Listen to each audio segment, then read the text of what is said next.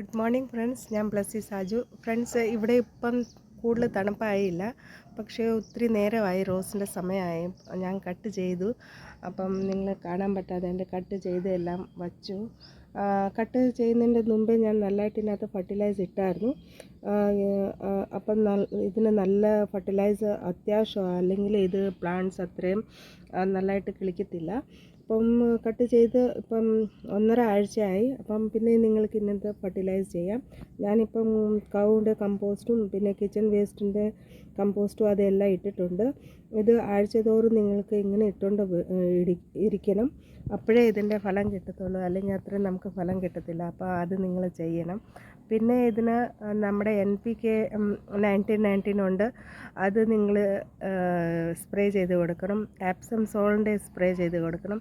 പിന്നെ ആഴ്ചതോറും ഇതിന് ഫർട്ടിലൈസ് ഇട്ടുകൊണ്ട് കൊടുക്കണം. അപ്പോഴേ ഇതിന് ഫലമുണ്ട് ഫ്രണ്ട്സ്. Thank you.